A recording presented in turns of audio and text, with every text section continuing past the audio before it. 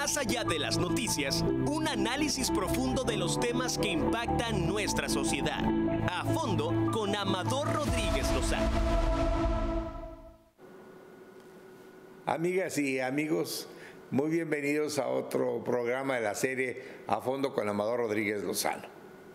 El día de hoy vamos a empezar otra vez con una encuesta sobre la presidenta de México, porque pues El País, que es un periódico español, nos mostró una encuesta hecha por una empresa que se llama Encol, que muestra que Claudia llegó a la asombrosa cantidad del 80%. Es decir, una cantidad altísima en cuanto al apoyo y la gente que está contenta con lo que está haciendo Claudia Sheinbaum. Debo decir que también en esta encuesta y en otras, la gente muestra mucha desconfianza y preocupación por la seguridad pública, y el punto es que alcanza solamente el 46% de aprobación en el tema de seguridad pública. Esto demuestra pues, que todas las medidas sociales han tenido un enorme éxito, pero que todavía hay una enorme deuda al pueblo de México en el caso de la seguridad pública. Ciertamente se tomaron acciones importantes, se modificó el artículo 21 de la Constitución, se establecieron medidas como no solamente atacar los efectos, sino atacar las causas. Hay un programa específico para que se ataquen las causas de la delincuencia. Esto es importante porque pues, las causas son muchas, relativamente son sociales y tienen que ver pues, con los efectos que la sociedad tiene sobre sí misma, es decir, la farmacodependencia, la falta de educación, la falta de empleo, o sea, todos esos efectos pues, se están atacando a través de un programa específico. Pero también hay un programa nuevo que establece una nueva forma de atacar la inseguridad y los grupos delincuenciales, es decir, se crea una unidad de inteligencia para que, como dijo una recomendación que hizo hace muchos años Felipe González, en México hacen más trabajo operativo, el 70% es persecución y hacen muy poca inteligencia. Inteligencia quiere decir ponerse a estudiar quiénes son los delincuentes, sus llamadas, sus contactos, dónde viven y hacer todo un trabajo previo para llegar luego a la detención. Ahora se estableció una nueva unidad de inteligencia que depende de la Secretaría de Seguridad Pública, donde se supone que lo que van a hacer es precisamente lo que hace como 15 años recomendó Felipe González. Se estableció también, pues se fortaleció la Guardia Nacional, se pasó como subordinada del secretario de la Defensa, y lo más importante es que se establecieron de verdad coordinaciones entre el municipio, el estado y la federación, y que se supone que eso es lo que debe dar resultado. Sin embargo, bueno, pues todavía falta mucho por avanzar en ese ámbito. Pero hay un problema adicional que todavía no han encuestado las encuestadoras, y por lo que se ve, pues a muy poco le preocupa. Sí tenemos encuestas, algunas falsas, otras las de Masipcol, no le hagan caso a ninguna. Son totalmente pagadas por los gobernadores y son falsas todas ellas. Y estas dice pues quién es el mejor gobernador, y obviamente pues no es cierto. Y luego hay otras que sí son ciertas y algunas manipuladas. El caso es que lo que sabemos es muy poco sobre los gobiernos de los estados. Yo señalé la semana pasada en este programa que yo veía que el principal problema desde hace muchos años son los gobiernos de los estados. Porque miren ustedes, yo creo que desde Lázaro Cárdenas para acá, los gobiernos de la federación sus funcionarios con corruptos, con gente que se equivoca, y con todo eso hay un buen equipo y más o menos han hecho las cosas bien. Con sus asegúnes, ¿verdad? Porque si nos ponemos a ver cada sexenio, pues encontraremos aciertos y errores y actos de corrupción. Pero en general estoy en estos momentos hablando, ha habido avances. Sin embargo, en los gobiernos de los estados no. En los gobiernos de los estados sigue siendo un problema. Era un problema, ahora es más un problema. Era un problema antes del 2000, porque antes del 2000...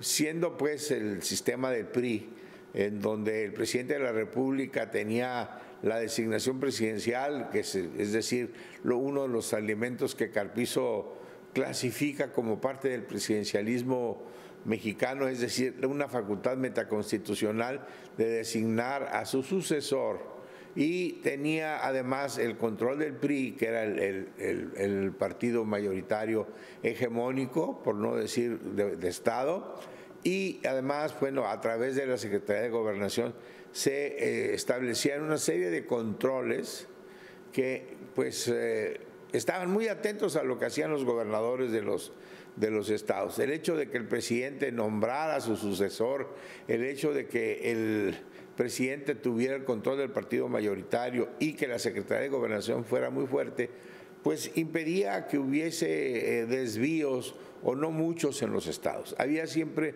un control permanente, si bien es cierto que hay muchos casos donde Echeverría desapareció gobiernos de los estados, eran pocos porque había una gran fuerza del secretario de Gobernación, quien se encargaba de estar atento con sus subsecretarios y sus unidades de qué hacía y qué no hacía un gobernador de un estado.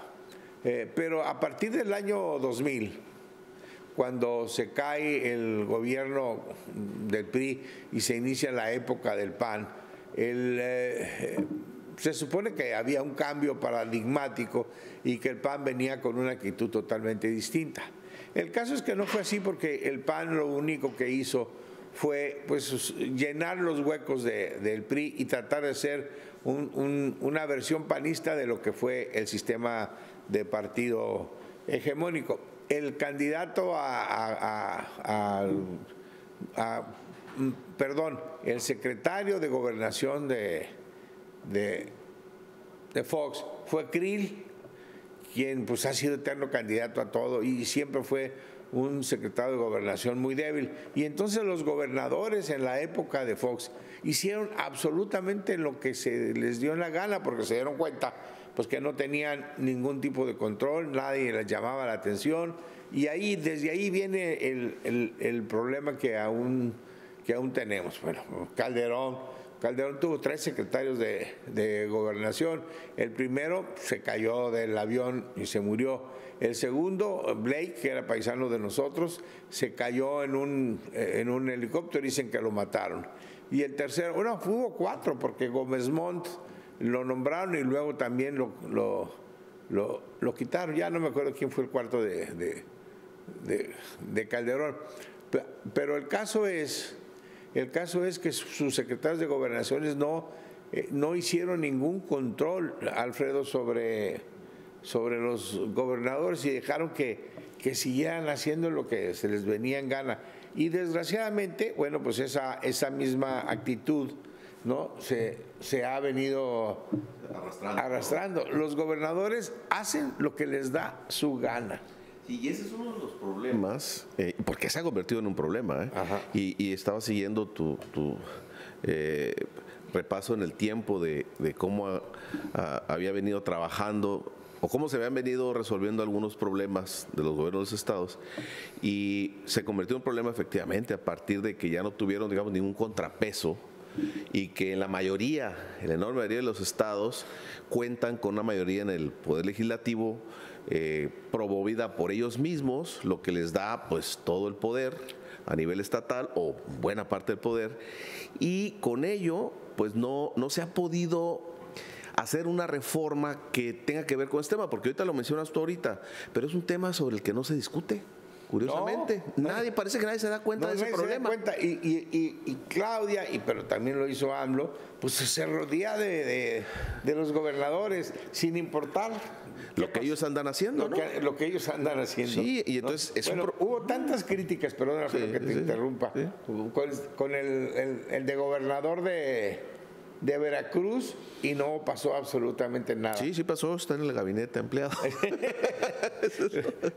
Hubo tantas críticas para Rutilio que las primeras veces a mí me sorprendió lo que dijo AMLO. No lo creo, pero yo dije, pues es que ¿cómo no lo cree? Si yo lo sé, yo lo conozco, yo lo he visto, yo lo he vivido, sé cómo están las cifras, pero AMLO dijo, no lo creo. Sí, porque como tú bien dices, llegando a la presidencia, los presidentes lo que han hecho, lo primero que hacen es que se tratan de acuerpar políticamente en los gobernadores.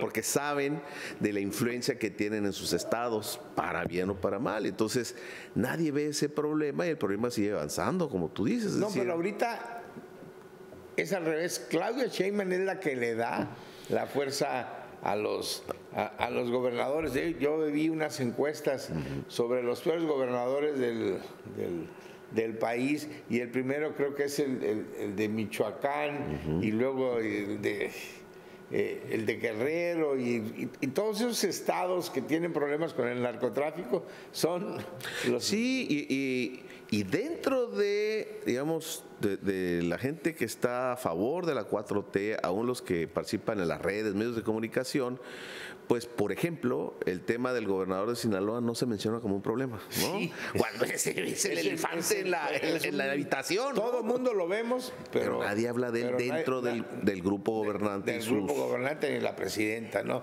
Lo acuerpa porque no sé por qué, la verdad.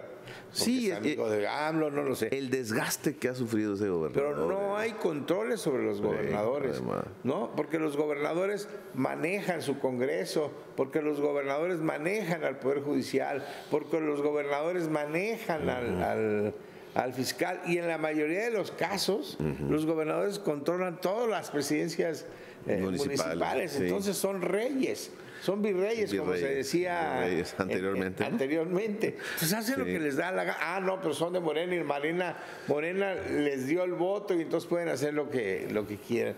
Y eso, mi querida Claudia Sheinbaum, hay que ponerle orden y hay que ponerle atención. Yo creo que de alguna manera eso se da con este programa de los presidentes municipales, pero eso lo vamos a ver más al rato. Y nosotros aquí en Baja California, Alfredo, pues tenemos un problema muy serio.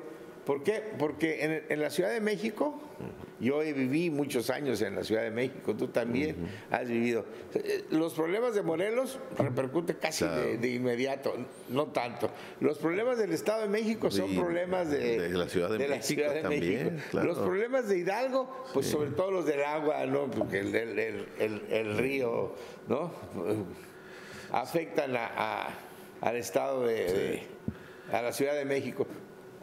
Todos los estados circunvecinos, pero ya cuando hablas de Chiapas, de Baja California... Sí, ¿no? Estamos demasiado lejos del día con día del centro de la República, ¿no? Estamos exentos de poder incidir, en principio, al contrario, ¿no? Acá la incidencia de la migración, por ejemplo, pues es muy alta. Ahora la empiezan a darse cuenta, pero no se les olvide que inicia el gobierno del presidente López Obrador, y tenemos que nos llega una caravana y se pone ahí en playas de Tijuana, y ahí se orinan y hacen sus necesidades, y ahí se drogan, porque muchos se drogaban y los encontraron, y empiezan a protestar porque no les das servicio, y ya empieza la confrontación con los propios vecinos, ¿no? Vecinos, de ahí de la región. Sí, eso es lo que hemos platicado aquí, que, bueno, hasta ahora hemos escuchado, la semana que termina ahora, se dio cuenta de algunas reuniones de funcionarios del gobierno federal y estatal, y creo que también del ayuntamiento, para prever las posibles consecuencias de que el gobierno de Trump instrumente todas estas deportaciones masivas.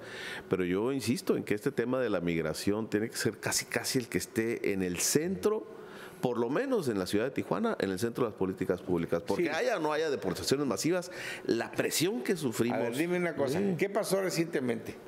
El gobierno municipal, del presidente municipal, que es muy bueno para inaugurar, ahorita llegó Alfredo un poco tarde porque Sí, todos fundadores Están arreglando los arbolitos. están pintando los camellones. pero hay como 150 No puedo funcionarios. creer, pero además está colapsado la vía natural, que es la que llega a Flamingos por las obras que están Pero haciendo también ahí. por acá, por playas, Claro, entonces igual. se supone que uno tiene que tomar esta otra alternativa para desfogar, pero como se les ocurrió pintar los No, pero deja tú camellones, que pinten.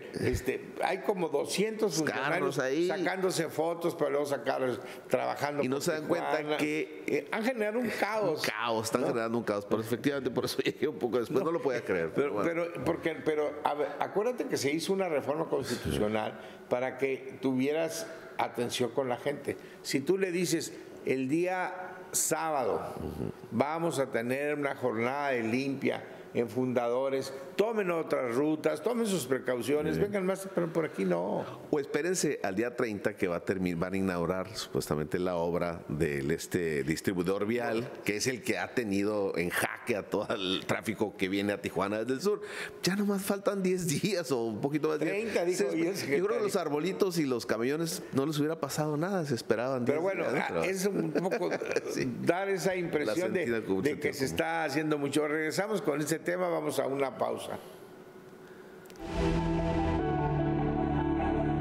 A fondo. Más allá de las noticias, un análisis profundo de los temas que impactan nuestra sociedad.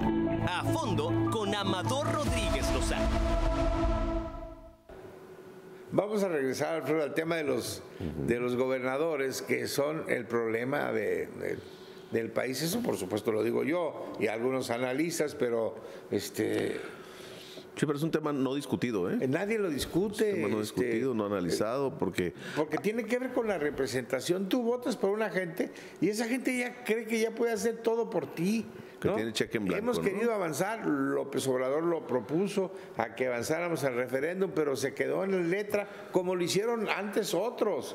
Es exactamente lo mismo, no hay, o sea, hay cosas que tienen que estar en el referéndum, en la Constitución, ¿no? Ya me metí un poco en otro tema, pero hay temas. No, pero ese tema hay está temas vinculado. que son de la esencia de la Constitución, ¿no? Y que deberían formar parte de un referéndum, porque son las decisiones políticos fundamentales de un país. Y hay otras que están ahí porque conviene, que si lo de los vapeadores, que si Esas son- cosas está bien. Es una ofensa a la Constitución, pero como decía Diego Valadez, reformas la Constitución porque crees en ella. O sea, tú crees que poniendo los vapeadores Ya no va a haber. Ya no va a haber, pues no. Ayer me decía un amigo burlonamente, porque es muy burlón, me dice, mira, me estoy con mi vapeador y pues a pesar de la reforma la constitucional. reforma constitucional. Entonces ¿no? eso sucede cuando hay reformas que pues realmente son innecesarias. Pero bueno, lo que quiero decir que hay temas que deberían de ponerse a la consulta popular y no que lo decida una persona, por más talentoso que sea, por más inteligente, sabio, no puede sustituir a un pueblo, ¿no? Sí, pero históricamente aquí Bueno, en México en general, tenemos ¿no? muchos gobernadores, exgobernadores, pues que fueron a la cárcel, Alfredo. Guillermo Padres era mi cuate, fue diputado Aquí de Sonora, conmigo, ¿no? de De Sonora, Sonora. ¿no? Fue el primero que cayó en 2017.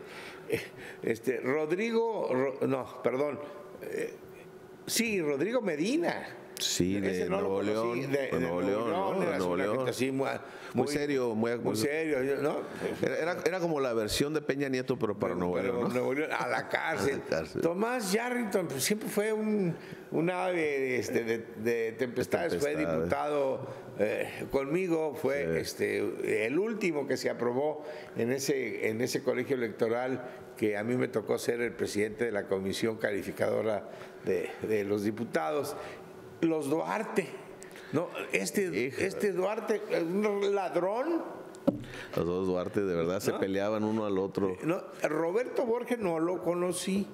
¿No? Sí, de allá. A Roberto Borges no lo conocí. Pero un día yo llegué a un restaurante ahí en Santa Fe con unos amigos españoles, ¿no? Y llegó Borges como con tres. Con una comitiva. Pero rubias. ¡Ah, caray! Y entonces se paró uno de los españoles y dijo, voy a saludar al gobernador que ahí llegó, porque me compra caballos españoles de $100,000. Y creo que sí le encontraron en su rancho muchos. Está en la cárcel o está prófugo. ¿No? No, ya está, yo creo que ya está en la cárcel, ¿no? Borges.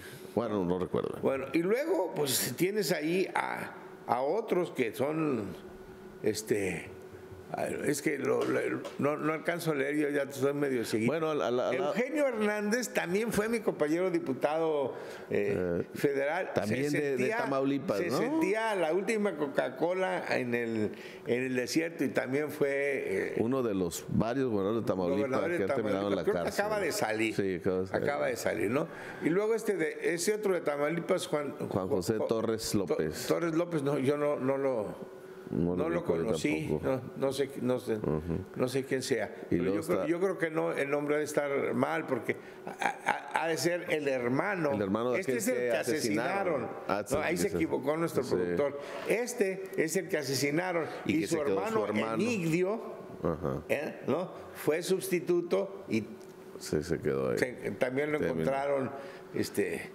Horacio. Es el otro Duarte, el de Chihuahua, ¿no? El de Chihuahua. También fue compañero mío diputado. Era de la CNC. Siempre llegaba ahí modestito, con un también le encontraron algunas propiedades poco modestas. Bancos y todo, ¿no? Sí.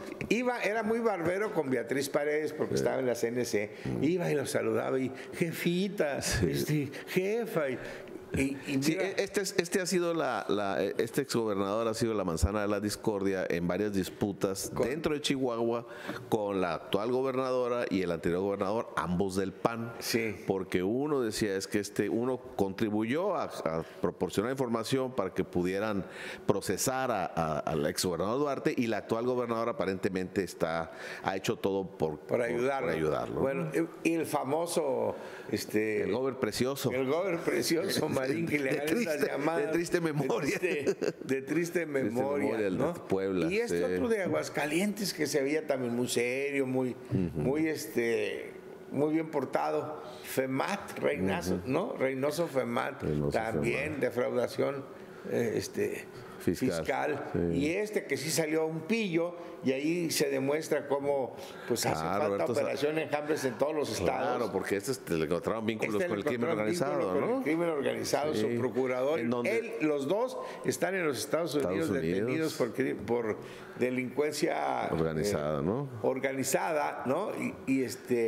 Y además sí le encontraron ranchos enormes con cantidad de ganado vacuno y lo de su procurador, o el procurador que estuvo en funciones durante su gobierno estatal, era un secreto a voces y era un escándalo hasta que lo detuvieron, se lo llevaron, pero todo eso ha sucedido, Alfredo, estimada auditores. Auditorio. Ha sucedido porque no hay controles. Ni Fox, ni Calderón, ni Peña Nieto menos, ¿no? Y el presidente López Obrador tampoco, porque pues la persona que puso ahí a Olguita Sánchez Cordero es de lo mejor, pero no tiene el perfil para un cargo así, y de alguna manera mi paisana potosina ahorita es una mujer fuerte, enérgica, pero no se ha metido en este tema de control de gobierno. Y entonces tenemos, pues que esto que sucedió en Nayarit, y por último, pues el Bronco. El Bronco. El Bronco también está en esa lista de triste memoria. Pero creo que porque agarró dinero para la pre-campaña, se creía muy popular. Sí, y creo que llegó diciendo, bueno, córteme las manos, porque él había propuesto que le iban a cortar la mano a quienes se robaban el gobierno. Y dijeron, tranquilo, exgobernadores, para tomar la presión. Fue compañero mío diputado, también fue mi compañero diputado, pero en el 91 dejé de verlo y ya después. Y así se le puede seguir digamos, seguir el rastro hacia atrás. Y tú presentaste, o aquí se presentaron ahorita unos 8, no sé, 9. Oye, pero tenemos el caso de que estabas comentando aquí durante el periodo de receso, la pausa, que es Cabeza de Vaca. Algo, Norca, es increíble. De Tamaulipas está prófugo. Pero estuvo a punto primero de ser candidato del PAN a la presidencia de la República, estando prófugo. Pues soltó mucha lana porque dice que se ha vinculado muy fuerte, sigue prófugo. Y luego estuvo un tris, de hecho fue candidato a senador y luego pues las autoridades electorales le retiraron la candidatura. Hay otro, bueno, la lista es muy grande, sí, por eso digo. Pero hay otro que también fue compañero mío, diputado en el 2000 al 2003, pero yo lo conocí antes porque era hijo del senador González, líder de la CTM y líder del Senado, Ney González. Ok, hijo de Emilio M. González. Emilio M. González. El CTMista. Y era un muchacho tan pretencioso, ¿no? Yo fui a una elección. ¿Siendo diputado federal? ¿Él era diputado federal? Primero, yo fui a hacerle la elección a Rigoberto Ochoa. Un CTMista también, ¿no? De Nayarit. Y yo era secretario de elecciones. Y Fausto, no se llamaba Fausto, Celso Delgado, que era el gobernador, era muy amigo mío. Y había una pugna entre los del mismo partido, ¿no? Del mismo partido entre los dos, ¿no? El gobernador y el candidato. ¿Te acuerdas de Rigoberto Ochoa? Sí, como era entrón. Era muy setemista de las de antes, ¿no? De los viejos, ¿no?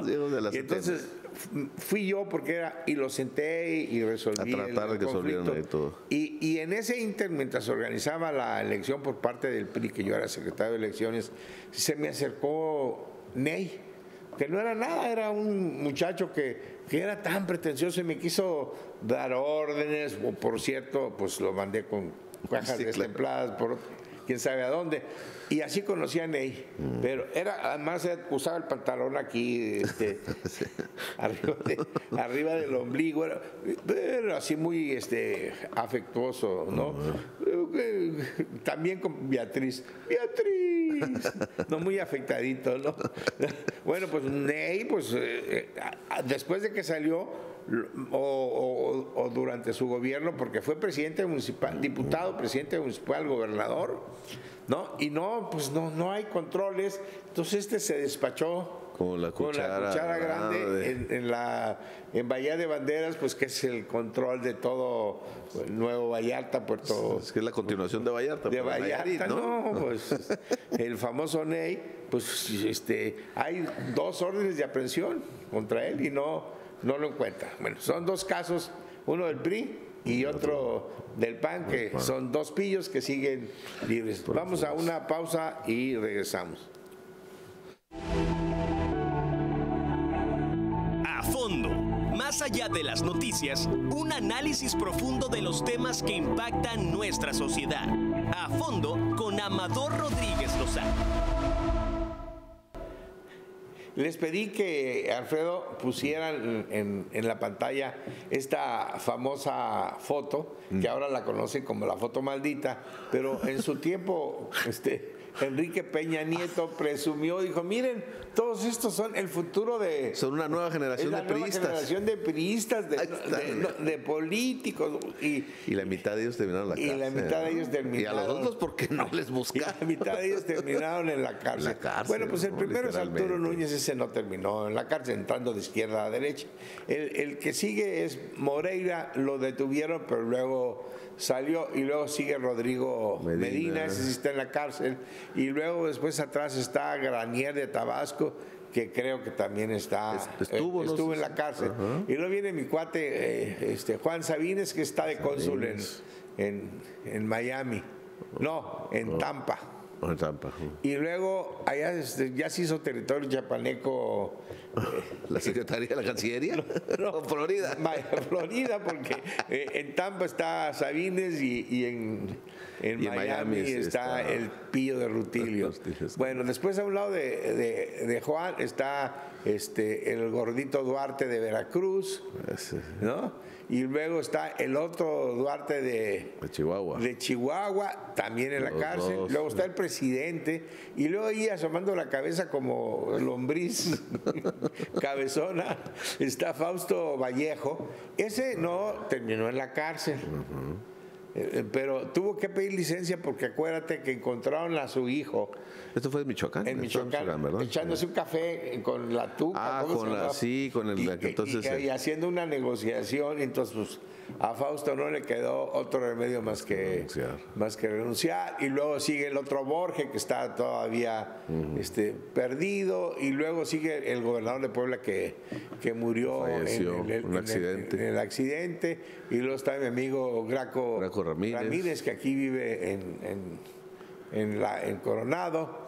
El que sigue es Gabino Cue. A ese hay denuncias, pero nunca ha habido nada comprobado. Bueno, pues esta foto maldita, muchos de ellos terminaron en la cárcel y otros terminaron prófugos, ¿no? De la justicia. ¿Y por qué? Porque los gobernadores no tienen control. Sí, no tienen contrapesos, ¿no? No tienen contrapesos, hacen lo que les da su gana, porque ya dije que controlan el poder legislativo, controlan el poder judicial, controlan la fiscalía. La fiscalía, ¿no? Entonces, bueno, pues miren, voy a contar, no crean que estoy tratando de criticar a Marina del Pilar, porque ella dice, ya es temporada de buitres. No, mi querida gobernadora, te tengo noticias. Sí. Espérate el año que entra. Sí, ahorita apenas hay algunos adelantados que quieren. Mi querida gobernadora, vas a ver lo que es. Se dio a raíz de una manifestación en sí, porque hay varias Centro cosas Cívico que se han tomado decisiones que yo creo que no han sido consultadas, porque yo estaba en gobernación. Sí.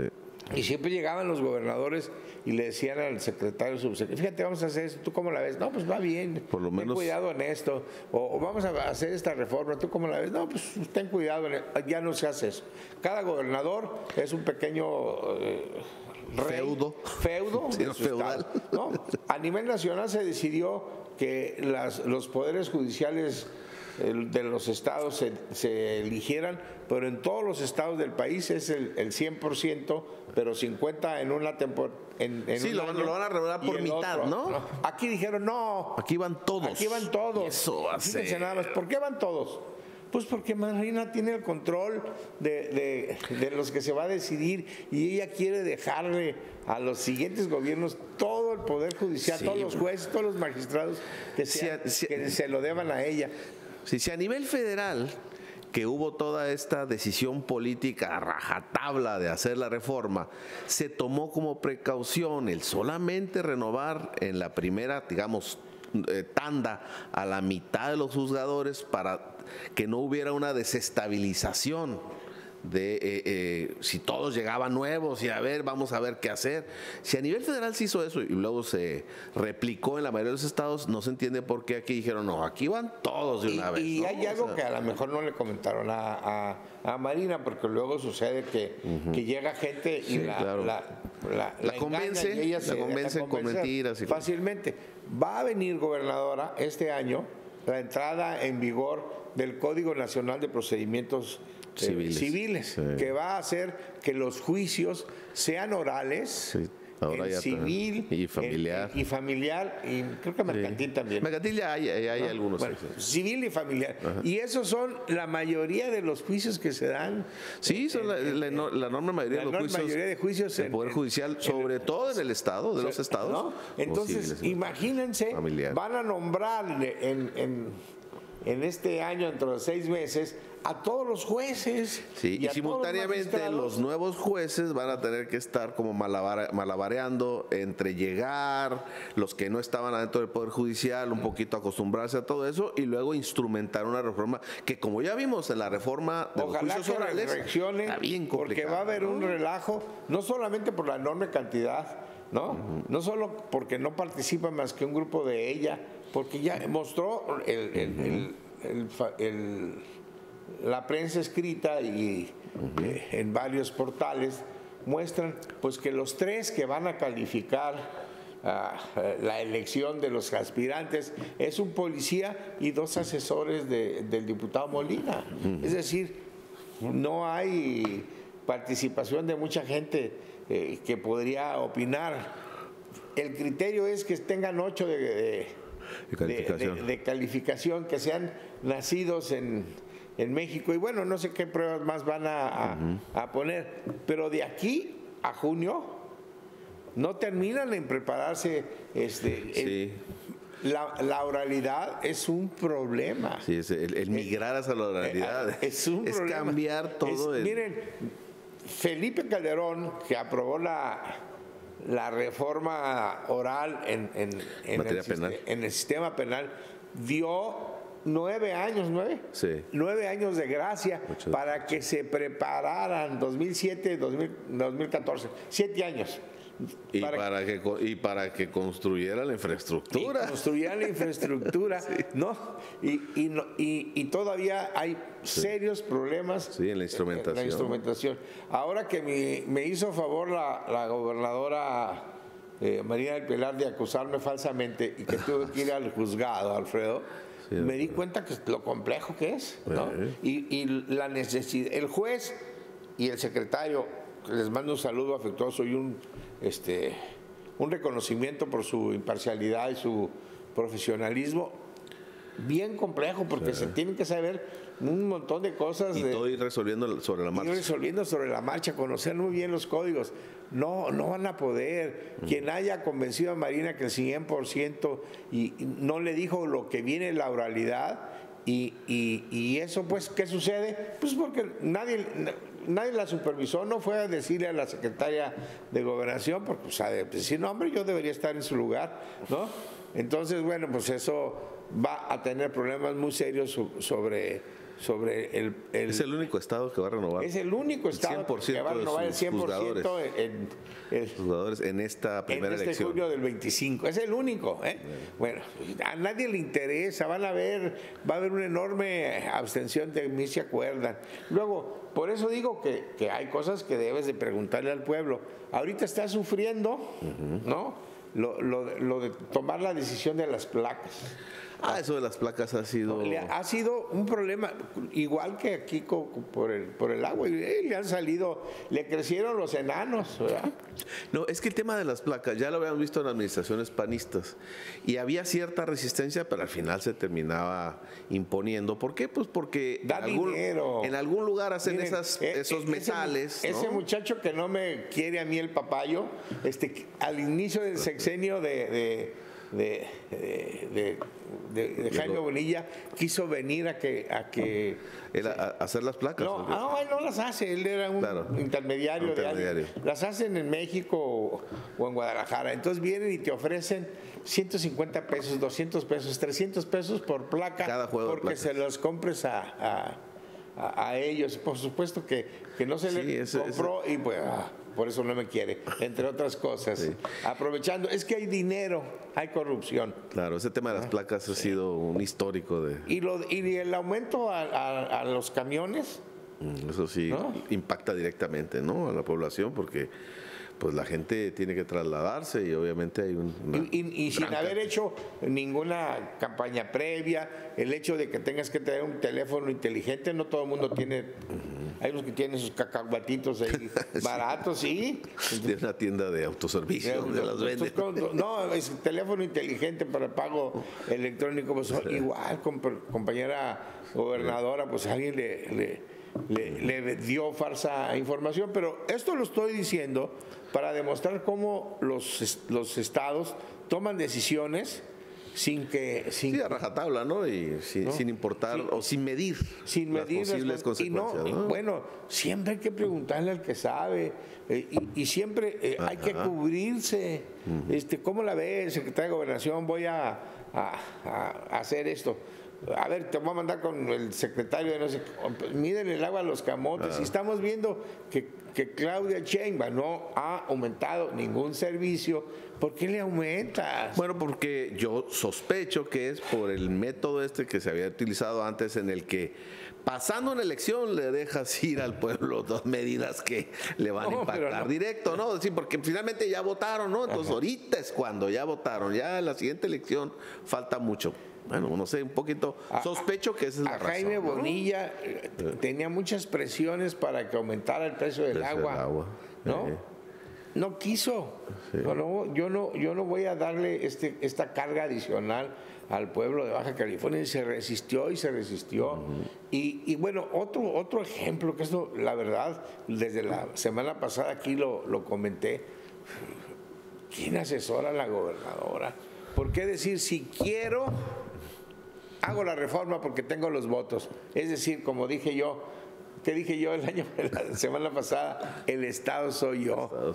Como dijo Felipe XIV, el famoso Rey Sol en Francia, l'état c'est moi. Sí. Yo soy, no vaya ni con la Madame Pompidou, ni yo soy. No, pues sí, porque es una medida que tiene que pasar por el Congreso y el Congreso es el que tiene la última palabra, ¿no? Y siempre la prudencia republicana ha sido, se lo voy a proponer al Congreso, claro, y que lo analice. Como dice la Sheinbaum, pues se lo estoy proponiendo las reformas al Congreso, será lo que ellos decidan, aunque en el fondo sabemos que su voluntad pesa mucho, pero bueno, cuando menos hace la finta democrática, ¿no? Aquí no, aquí Marina dijo, le dijo a los de era para la reforma del Iztecali, ¿no? A los burócratas, miren, si quiero, hago la reforma.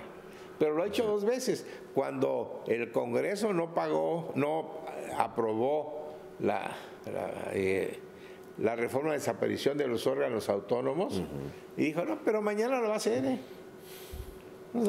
mañana lo hace, ¿no? Entonces, eso, pues es falta de pudor republicano, por llamarle de alguna manera. Pues de alguna manera. Elegante.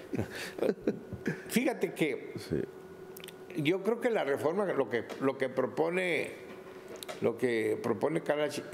Claudia Sheinbaum con esta reunión que tuvo con casi todos los presidentes municipales, es muy importante, ¿no?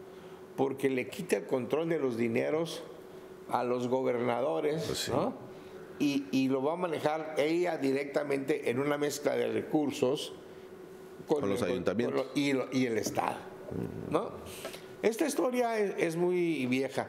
Carlos Salinas de Gortari creó el PRONASOL, el Programa Nacional de Solidaridad, y ese programa tuvo mucho éxito porque tú le dabas la lana directamente a la gente, a los presidentes municipales y a la gente. Para y entonces la gente le decían, esta carretera aquí, esta banqueta, esta calle, yo la pago, pero tú haces el trabajo. Entonces tú veías ahí a los vecinos trabajando, entonces sentía. Aquí Tijuana se vio muy beneficiado por eso. Muy beneficiado. ¿No? Pero luego Cedillo pacta con el PAN porque necesitaba que apoyaran el FOBAPROA y aprueba una reforma del PAN del 115 donde le quita el control a los municipios y a la gente y se lo da a los gobiernos de los estados. Desde allá viene ese control, ¿no? Y ¿por qué el PAN dice? Es que tú estás ganando elecciones porque tus municipios entregan directamente el dinero. Ahora que yo tengo muchos gobernadores panistas, yo quiero controlarlo y le da esa posibilidad. Es la primera vez que yo me rebelo contra el sistema, ¿no? Y digo que no voy a votar y hablo en contra de una reunión de la comisión. Bueno, eso me llevó que me llevaran hasta con el secretario de Gobernación, por cierto, el subsecretario era Murillo Karam, y trataron de convencerme y mira que no sé qué, que el presidente te quiere mucho y que no sé qué. No voy a votar a favor. Entonces, bueno, ya se quedó ahí la cosa. Y después me dijeron, bueno, dice el presidente que hagas lo que quieras. Que si quieres votar en contra, que votes en contra, solamente te pido un favor, que no te subes a la tribuna. Porque si te subes a la tribuna vas a convencer como a otros. Y eso les hice caso. Al final de cuentas, pues estiré la liga hasta donde pude. Pero desde allá viene esa reforma que le quitó el dinero a los municipios y a la gente y se la dio a los gobiernos de los estados. Por eso este programa de ahora de Encuentro Nacional con Alcaldes de Sheinbaum es muy importante, porque va a haber una mezcla de recursos y va a estar coordinado todo desde la federación, y esto pues va a hacer que cambie un poquito el tema de quién controla, ¿no? Decía la secretaria de Gobernación que es la primera vez que pasa. No es la primera vez que pasa. Bartlett, cuando fue gobernador de Puebla, hizo un programa similar de mezcla de recursos estatal y municipal, ¿no? Y así lo estuvo aplicando, ¿no? Pero esto le va a poner un ojo a los recursos. Pues por lo menos, y le va a quitar discrecionalidad a los gobiernos de los estados, pues para poder licitaciones, Alfredo, las licitaciones, darle las obras a tus cuates. Mira, ¿quién le dio los desayunos escolares a quien lo tiene? ¿Quién le dio los alimentos de las prisiones a quien lo tiene? ¿Cuándo se habló de licitación? Sí. Y esta medida del presidente municipal que no entendió la Sheinbaum, ¿no? Esta emergencia es para poder otorgar contratos sin licitar, poder hacer compras de pánico. Cuando hay una declaratoria de emergencia es alguna de las excepciones para no tener que llevar a cabo una licitación y en todo caso hacer asignaciones directas, ¿no? En compras y en obras. No, pues todo eso ya es muy viejo, desde Nabucodonosor existe. Pero bueno, yo creo que esta medida que tomó Claudia Sheinbaum, aparte de que unifica a la República, que muchos presidentes municipales, hay un trabajo de Virgilio Muñoz y Mario Ruiz Macías sobre los municipios, la realidad municipal en México, donde te dice que en algunos estados a fuerza los hacen que aceptes ser la presidencia municipal, porque no tienen ni para pagar los que barren. Era como un castigo pero hay otros muy ricos, como los del Estado de México o los de Baja las grandes ciudades. California, de las grandes ciudades, no se diga la Ciudad de México, donde tienen mucho, pero mucho dinero. Amigas y amigos, hemos terminado el día de hoy nuestros temas. Les agradecemos mucho que nos hayan visto y que nos hayan oído por el primer sistema de noticias. Gracias por estar con nosotros en este programa de A Fondo con Amador Rodríguez Lozano y Alfredo Estrada Caravantes. A Fondo. Más allá de las noticias, un análisis profundo de los temas que impactan nuestra sociedad. A Fondo con Amador Rodríguez Lozano.